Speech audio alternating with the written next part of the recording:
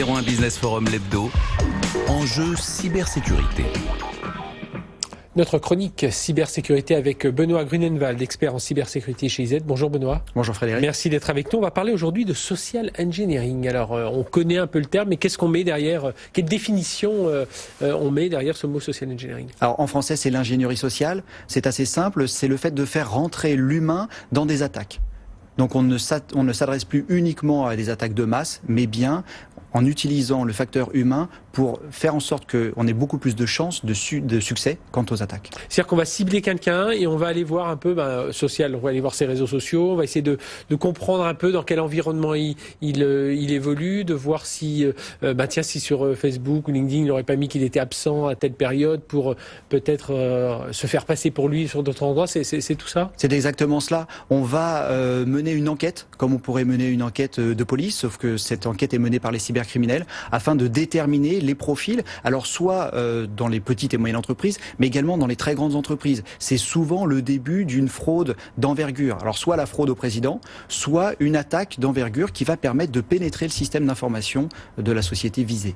Donc ça veut dire qu'un pirate, ou des pirates, ils essaient d'usurper une identité et à partir de là se dire, on va récupérer des mots de passe, des accès, des numéros de téléphone et puis à partir de là on va essayer de récupérer un maximum d'informations dans une entreprise plutôt. Complètement, parce que le but et la première étape lorsque l'on fait une attaque, c'est la reconnaissance. Et cette reconnaissance va passer par l'analyse à la fois des activités de l'entreprise, savoir si elle est rentable, savoir si on veut lancer un ransomware, on va plutôt s'adresser à une entreprise qui va avoir les moyens de payer, savoir quelles sont les données que l'on va pouvoir chiffrer, et ensuite on va chiffrer ces données et demander une rançon en conséquence. Oui, parce qu'on rappelle aujourd'hui, il ne s'agit pas juste d'espionner, de récupérer des brevets et tout ça, mais aussi parfois de prendre en otage le système d'information, les données, les chiffrer, puis échanger donner les clés de déchiffrement en échange d'une rançon.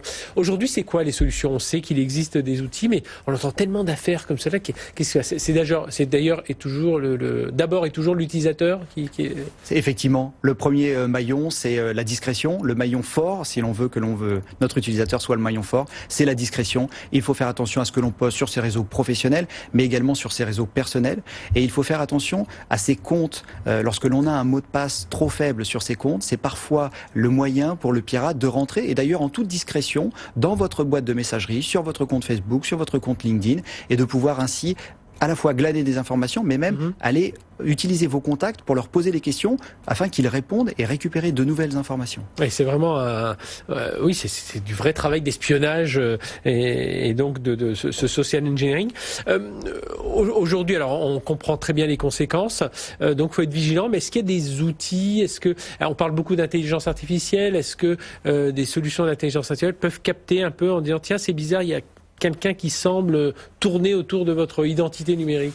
Complètement. C'est ce que l'on va nous conseiller en tant que threat intelligence. C'est-à-dire que l'on va faire l'inverse. On va aller nous-mêmes analyser les menaces en cours de préparation, donc les opérations d'analyse et de reconnaissance des pirates pour avertir les sociétés avant qu'elles ne soient victimes de ce type d'attaque. Et surtout, ce qu'il faut voir, c'est que ça passe par du phishing. C'est-à-dire que vous allez recevoir un email très bien fait qui va vous demander certaines informations ou qui va vous envoyer un logiciel malveillant. Pas forcément un ransomware, mais qui va aider les pirates à pénétrer dans le système d'information.